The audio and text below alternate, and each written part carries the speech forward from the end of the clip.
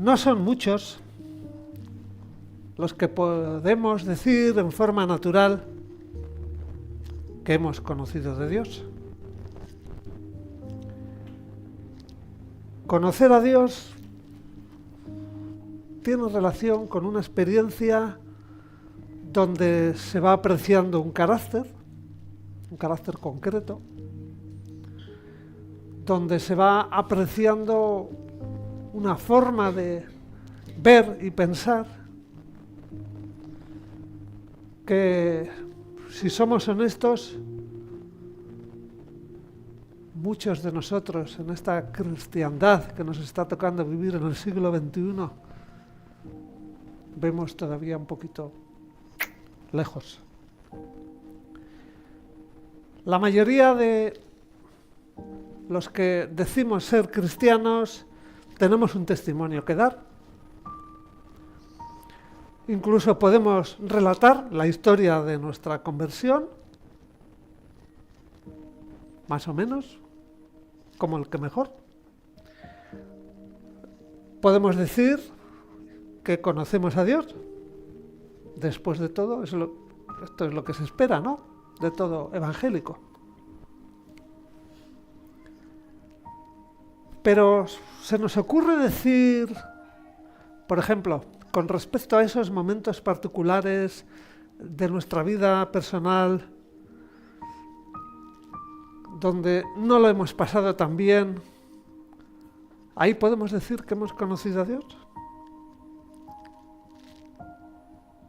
Me consta que muchos cristianos, en el momento que hemos pasado por esas experiencias duras, en el momento que hemos pasado por esas desilusiones, frustraciones, etcétera, etcétera, podemos decir que eso no nos importó. Podemos decir que nosotros no las vemos como las ve el mundo. O sea, no importa. La verdad es que muchos estamos en momentos de nuestra vida con cierta apatía. Estamos en momentos de nuestra vida tal vez entrando en amargura. Momentos de nuestra vida con pesadumbre, con pesadez, etcétera, etcétera. Por tanto, ciertamente sí nos preocupa ciertas experiencias que hemos vivido. Y descubrimos que estos pensamientos, estas actitudes, tienen un lugar en nuestra mente. O sea, no podemos siempre mirar para adelante con esa alegría y decir, esto no va conmigo. O, por ejemplo, abramos juntos el libro de Primera de Pedro, hacia el final de la Biblia. Primera de Pedro, capítulo 1, verso 8. Dice el texto, vosotros que amáis sin haber visto, creyendo en Él, en nuestro Señor, aunque ahora no lo veáis, os alegráis con gozo inefable y glorioso. Muchos de nosotros no vivimos este gozo, no vivimos esta alegría cuando estamos llevando esas situaciones que llamamos nuestras cruces. Deberíamos estar experimentando este gozo, deberíamos experimentar esta alegría. Los que nos conocen a veces dicen, pobrecitos, ¿cómo sufren? Dicen, amigos, conocidos. Y muchos de nosotros esto es lo que pasamos, esto es lo que nos toca vivir. Pero este heroísmo, vamos a decirlo, no correcto, no debe tener lugar en la mente de los que han conocido a Dios. Nunca deberíamos pensar tanto en lo que podía haber sido. Nunca deberíamos pensar tanto en lo que he perdido, sino deberíamos pensar más, como vamos a ver en Filipenses, en lo que hemos ganado. Acompañarme a Filipenses. Filipenses capítulo 3. Tenemos ya Filipenses 3. Fijaos lo que dice el verso 7. Cuantas cosas eran para mi ganancia, las he estimado como pérdida por amor de Cristo. Y ciertamente aún estimo todas las cosas como pérdida por la excelencia del conocimiento de Cristo Jesús, mi Señor. Por amor a Él, lo he perdido todo y lo tengo por basura, para ganar a Cristo y ser hallado en Él, no teniendo mi propia justicia, que se basa en la ley, sino la que se adquiere por la fe en Cristo, la justicia que procede de Dios y se basa en la fe. Quiero conocerlo a Él y el poder de su resurrección y participar de sus padecimientos hasta llegar a ser semejante a Él en su muerte. O sea, cuando Pablo dice que las cosas que perdió son como basura, él no quiere decir que no considera valiosas esas cosas, sino que tampoco las tiene constantemente en su mente. Muchas veces hemos escuchado que lo que está en nuestro corazón, lo que está en nuestra mente, realmente eso es lo que tiene valor en nuestras vidas. Porque eso es lo que ocupa nuestro pensamiento, eso es lo que ocupa nuestras energías, ¿no? Y pensando de esta manera como Pablo, ¿qué persona normal se pasa el tiempo soñando con la basura? Y eso que muchos de nosotros, esto es lo que hacemos. Poblamos nuestra mente, damos mucha trascendencia a cosas que, como diría Pablo, no son lo más importante, no deben ser lo más importante. Esto quizás demuestra en algún sentido un escaso conocimiento de nuestro Dios, ¿no? Sabemos muchas cosas acerca de Dios.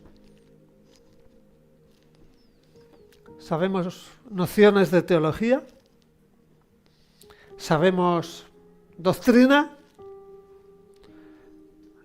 hay temas que hemos aprendido muy bien y nos hacen sentir que conocemos, pero conocer limitadamente a Dios tiene más valor que poseer un gran conocimiento acerca de Él. Vamos a mencionar un par de cosas para los que tomáis apuntes. Por ejemplo, ¿se puede conocer mucho acerca de Dios sin tener mucho conocimiento de Él? Lo repito por si acaso. ¿Se puede conocer mucho acerca de Dios sin tener mucho conocimiento de Él? Hemos escuchado muchos mensajes. En los tiempos en que nos tocan vivir, podemos escuchar por internet, prédicas de muchas maneras, incluso hay muchos libros, etcétera, etcétera. Pero tener acceso tanto a las prédicas como a los libros no necesariamente indica que tengamos conocimiento de Dios. Una segunda cosa. Podemos tener mucho conocimiento acerca de la santidad sin tener mucho conocimiento de Dios. lo repito por si acaso. Podemos tener mucho conocimiento acerca de la santidad sin tener mucho conocimiento de Dios. Volvemos a repetir, hay mucha literatura, hay muchos libros, hay muchos medios. Podemos estudiar, podemos apuntarnos a muchos lugares donde se enseña teología. La cuestión no está en saber cuánto conocemos de teología. La cuestión tampoco está en ver si somos equilibrados, a cómo voy a comportar los problemas que me tocan vivir en la vida. La cuestión sería en resolver, si podemos decir, que hemos conocido a Dios. Y como hemos conocido a Dios, las cosas que hemos vivido desagradables, las cosas que nos ha tocado experimentar, no nos importan tanto a la luz de que conocemos a Dios. Si realmente tendríamos ese conocimiento de Dios, esto es lo que diríamos. Bueno, esto que pasó, esto que sufrí, esto que no lo supe llevar, tampoco me es trascendente. Porque esto es una de las tareas que marca la diferencia con aquellos que no tienen propósito en la vida, con aquellos que no tienen una razón por la cual vivir. Por eso hemos dicho muchas veces que aquel que no tiene una relación personal con Dios, pero tiene una relación con riquezas, con personas, con trabajos, y cuando eso se tambalea, pues su vida cambia totalmente. Por eso, el que conoce a Dios, las pérdidas que sufre en la vida, las cruces, solemos decir, qué cruz llevo, Señor, qué cruz. Esas cruces dejan de preocupar.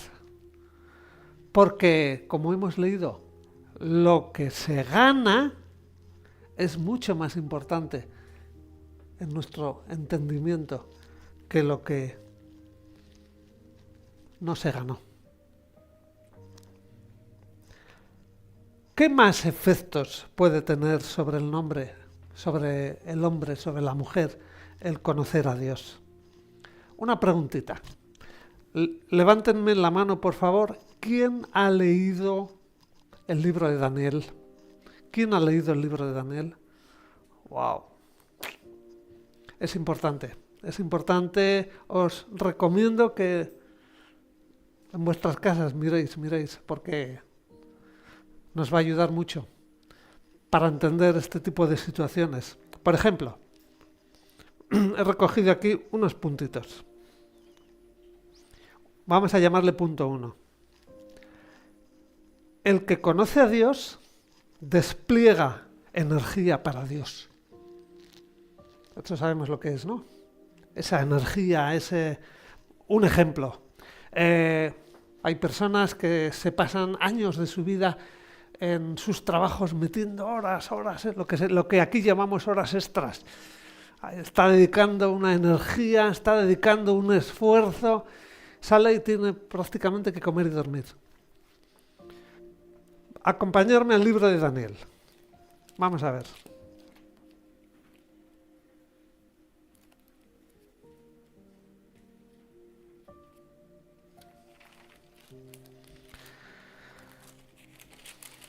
Vamos a ir en el libro de Daniel, vamos a leer en el capítulo 11.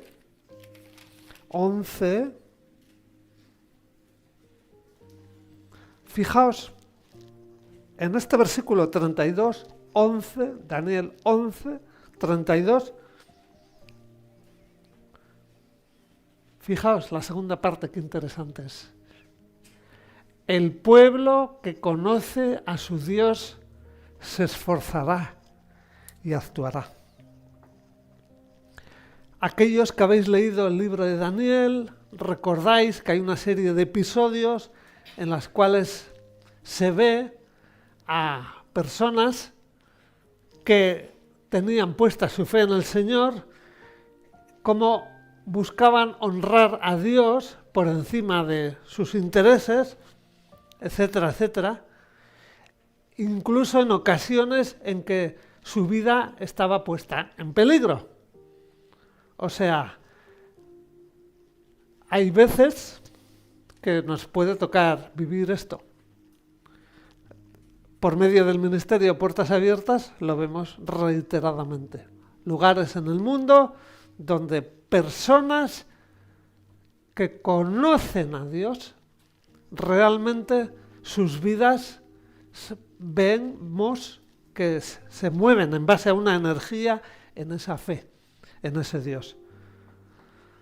O sea, estamos hablando de honrar a Dios. No solo hablamos tampoco de acción, sino, como vemos en el libro de Daniel y en la persona de Daniel, oración. Es muy importante la oración. Por ejemplo, dentro de Daniel, no lo cerréis porque vamos a ver algunos versículos.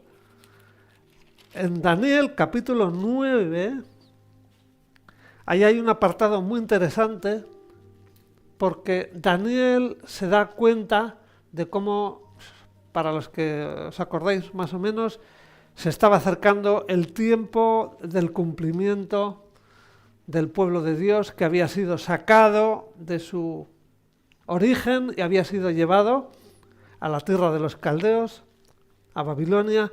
Se estaba acercando el tiempo, vamos a decir, de que tenían que pasar esos 70 años y Daniel se da cuenta que, que prácticamente no se había hecho las tareas. Y él ora con intensidad, él ora con pasión, él busca, intercede de una manera que seguramente muchos de nosotros jamás hemos experimentado. Porque dentro del fruto del verdadero conocimiento de Dios, quizás podemos decir, mira, yo no tengo carácter para moverme de esa manera, yo no tengo coraje para dar esos pasos, pero, hermanos, la oración es algo que tiene que ir implícito, que forma parte de aquellos que decimos conocer a Dios. Porque cuando uno canaliza lo que hay en su interior por medio de la oración, se produce un colmo, se produce ese anhelo de estar obedeciendo al Señor. Daniel le tocó muchas veces orar para bendecir a sus paisanos en medio de una sociedad, diríamos, vamos a hablar claro con propiedad, muy parecida a la nuestra. Aquí estamos viviendo situaciones en las cuales cada vez la figura de Dios está siendo más dejada, en segundo y en tercer plano, hasta el punto que estamos viendo la depravación de nuestros días de cosas que realmente, si uno conoce a Dios, se da cuenta y dice, esto no es del agrado de Dios. Pero aquellos que conocemos a Dios, debe brotar de nuestro interior esa injusticia, ese diciendo, ¿cómo es posible? ¿Cómo es posible? ¿Cómo es posible que eso se dé? Señor, ¿cómo es posible que eso esté ocurriendo? Señor,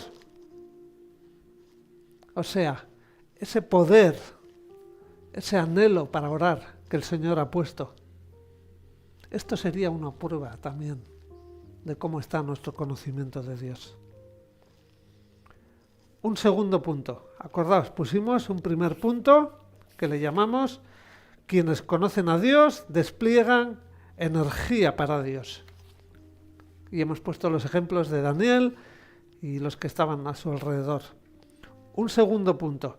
Quienes conocen a Dios piensan grandes cosas de Dios. Esto es importante. Quienes conocen a Dios piensan grandes cosas de Dios. Daniel vive en un contexto donde hay un grandísimo imperio que serían los babilonios. Vamos a contextualizar un poco, ahora que estamos tan dominados por el sistema sajón, por el sistema que llevan los Estados Unidos de América, donde prácticamente ellos deciden quiénes son. Bueno, vamos a los medios y te das cuenta que estamos totalmente contaminados, no nos enteramos. Y Daniel le tocó vivir en medio de ese imperio que era enorme, que era vasto, que se extendía por el mapa conocido, muy grande. Pero a pesar de eso, Daniel sabía, Daniel vivía, Daniel pensaba. Hermanos, lo que pensaba determina lo que vivimos. Es distinto lo que yo creo a lo que yo pienso. Lo que pensamos determina lo que vivimos. Daniel tenía muy claro que a pesar de ese imperio, a pesar de esa fuerza, él pensaba que el Dios de Israel es el Rey de Reyes, Señor de Señores. Él pensaba que el cielo gobierna. Vamos a verlo en Daniel 4, capítulo 4, verso 26. En cuanto a la orden de dejar en la tierra la cepa de las raíces del mismo árbol, significa: tu reino te quedará firme después que reconozcas que es el cielo el que gobierna. Daniel tenía en mente, el cielo el que gobierna. Un hijo de Dios tiene en mente que a pesar de lo que nos toque vivir, a pesar de las circunstancias que tenemos, el cielo es el que gobierna. Lo que nuestros ojos ven es provisional, es temporal. Y si tal vez nos indigna, es porque el Espíritu Santo quiere contar con nuestra indignación, que Él ha puesto Él, recordemos, es Él el que pone en nosotros sus pensamientos para que nos movamos, ¿no? Por ejemplo, dentro del capítulo 4, vemos, el capítulo 4 es muy interesante, habla de, vamos a decir, la locura de Nabucodonosor. Para los que hemos leído Daniel, Nabucodonosor fue un rey muy poderoso y el Señor humilló al imperio por medio de su hijo Belsasar. Tuvo que recordarles que quien gobierna es Dios y que a pesar de lo vasto y lo extenso de su imperio, era Dios el que gobernaba. Daniel sabía, un hijo de Dios sabe anticipadamente, sabemos en fe que nuestro Dios sabe todas las cosas, nuestro Dios conoce todas las cosas, nuestro Dios, vamos a decir, tiene ese conocimiento anticipado que le llamamos predeterminación, y Dios siempre tendrá la última palabra, tanto a la historia del mundo como al destino de cada uno de nosotros. Daniel sabía que su reino y su justicia del Señor van a triunfar finalmente.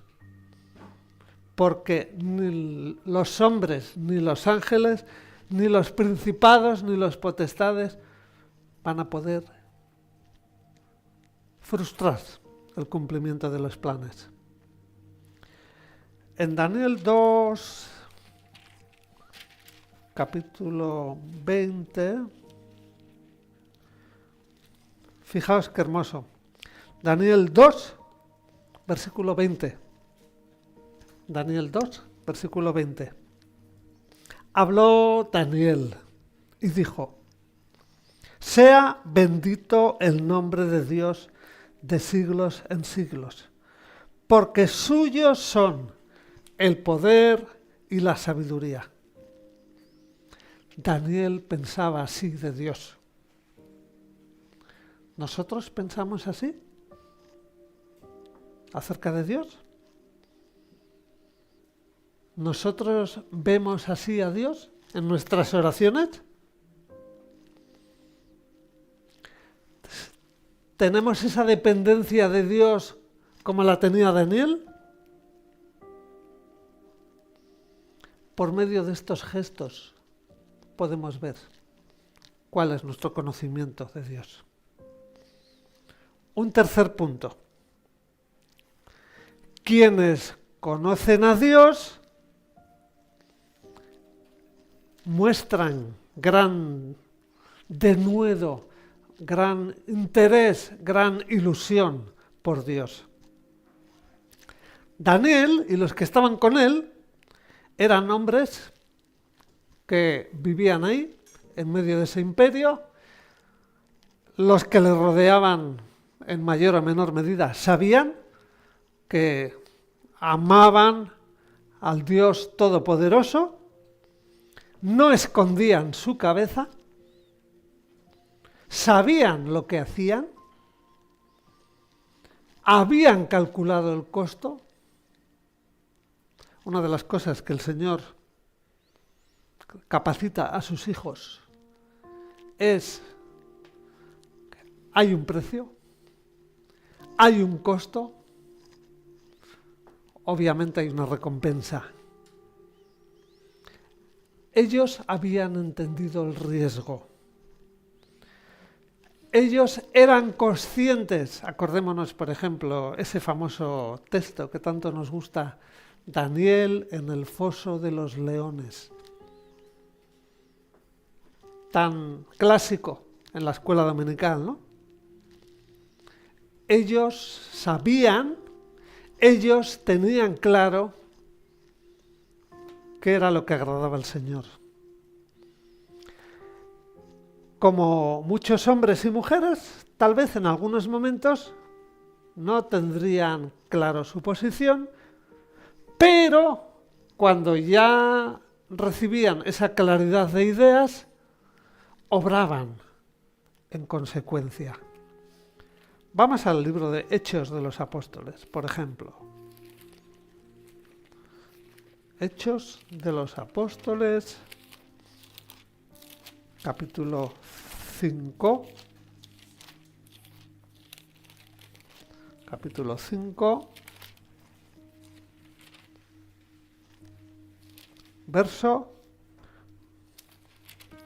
Capítulo 5, verso 29. Respondiendo Pedro y los apóstoles dijeron: es necesario obedecer a Dios antes que a los hombres. Y también dentro del mismo libro de Hechos, vamos al capítulo 20. Y vamos a ver capítulo 20 de Hechos, versículo 24. Pero de ninguna cosa hago caso, ni estimo preciosa mi vida para mí mismo, con tal que acabe mi carrera con gozo y el ministerio que recibí del Señor Jesús para dar testimonio del Evangelio de la gracia de Dios. Este era el espíritu de Daniel y de sus amigos, esa claridad de que lo importante, lo que realmente tenía valor para su vida, era la honra a su Dios. Este es el espíritu de los que conocen a Dios. No siempre las tenemos todas, no siempre están las situaciones fáciles, pero cuando se llega a ese punto de que esto es del agrado del Señor, ¡pum!, actuar con decisión y con firmeza. Algo muy interesante. Este tipo de hombres no les molesta que otros hijos de Dios no piensen como ellos y no los acompañan. Por medio de este coraje también podemos discernir nuestro conocimiento de Dios. Un último punto. Quienes conocen a Dios manifiestan gran contentamiento en Dios. Quienes conocen a Dios manifiestan gran contentamiento en Dios. No hay paz en el corazón humano como la paz de aquellos cuya mente está poseída por esa total seguridad de que han conocido a Dios y de que dicha relación garantiza para ellos el favor de Dios durante toda la vida aquí e incluso a través de la muerte, por medio de su paso a la eternidad. Vamos, por favor, al libro de Romanos. Romanos 5. Romanos capítulo 5. Verso 1. Justificados, pues, por la fe, tenemos paz para con Dios por medio de nuestro Señor Jesucristo. No cierres Romanos. Vamos un poquito para adelante. Romanos 8. Fijaos lo que dice el verso 1. Ahora, pues, ninguna condenación hay para los que están en Cristo Jesús, los que no andan conforme a la carne, sino conforme al Espíritu. Dentro de ese mismo capítulo 8, veamos lo que dice el versículo 16. El Espíritu mismo da testimonio a nuestro espíritu de que somos hijos de Dios. Seguimos en el capítulo 8, en el versículo 28. 8:28. Sabemos además que a los que aman a Dios, todas las cosas los ayudan a bien. Esto es, a los que conforme a su propósito son llamados. Y por último, en el versículo 30, o sea, 2 más, a los que predestinó, a estos también llamó, a los que llamó, a estos también justificó, y a los que justificó, a estos también glorificó. Hermoso. Esa paz solamente la da el Señor Jesucristo. Solamente la da el Señor Jesucristo. No las personas, no las circunstancias, no. Estamos terminando. Volvemos a Daniel.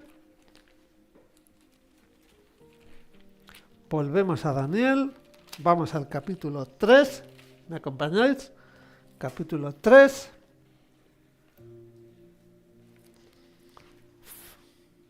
Fijaos lo que dicen los hombres que temen a Dios. los hombres que manifiestan contentamiento en Dios. Capítulo 3, verso 16. Capítulo 3 de Daniel, verso 16. Sadrach, Mesach y Abednego respondieron al rey Nabucodonosor diciendo: no es necesario que te respondamos sobre este asunto. Nuestro Dios, a quien servimos, puede librarnos del horno de fuego ardiente, y de tus manos, rey, nos librará. Y si no, has de saber, oh rey, que no serviremos a tus dioses, ni tampoco adoraremos la estatua que has levantado. Impresionante. Esa claridad, ese contentamiento de tener claro a quién honraban. La medida de nuestro contentamiento es otro elemento que nos puede ayudar a ver cuál es nuestro conocimiento de Dios.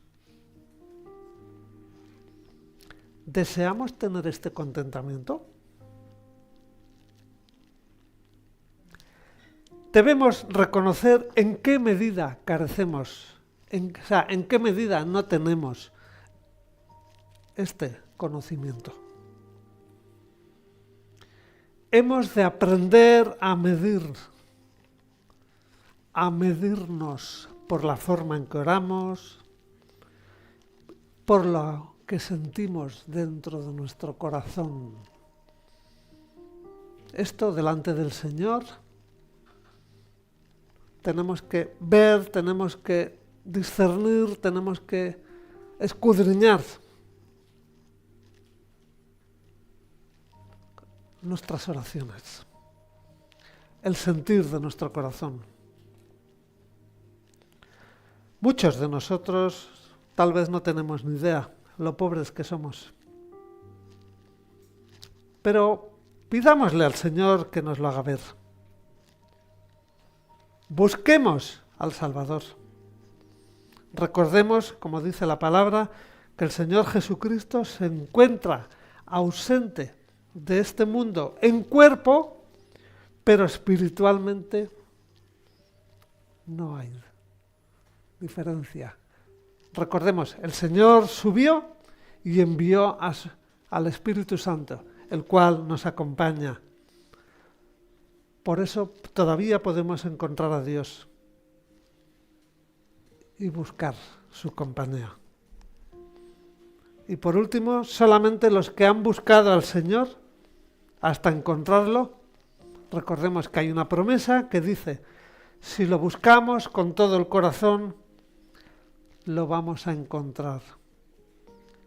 Solamente aquellos que han buscado al Señor hasta encontrarlo son los que se pueden parar ante el mundo, ante las circunstancias que nos toquen vivir, para decir: he conocido a Dios. Cierra tus ojos. Señor, apelamos a tu misericordia. Apelamos a tu misericordia, Señor. Gracias por las vidas de Daniel. Gracias por las vidas de esos hombres que nos han precedido, por las vidas de esos hombres que hoy viven entre nosotros, que también tienen esta calidad. Señor, somos conscientes que estamos viviendo tiempos muy líquidos, donde nada se sostiene, Señor. Y Padre, apelamos a tu misericordia, Señor, para que tú nos permitas discernir, escudriñar y ser conscientes de cuán pobres somos, cuán escaso es, Señor, nuestro conocimiento de ti. Señor, perdónanos porque muchas veces nuestras bocas dicen unas cosas y nuestras vidas indican otras. Señor, sigue haciendo tu obra, sigue haciendo tu obra en todos los que estamos aquí, Señor. Sigue haciendo tu obra, Señor. Sigue haciendo tu obra, Señor, en todos aquellos que estamos aquí. Porque eres tú, Señor, el que nos has llamado, eres tú, Señor, el que nos has escogido. Señor, misericordia, Señor. Misericordia. Queremos conocerte más. Queremos que mengue, Señor, nuestro conocimiento acerca de ti.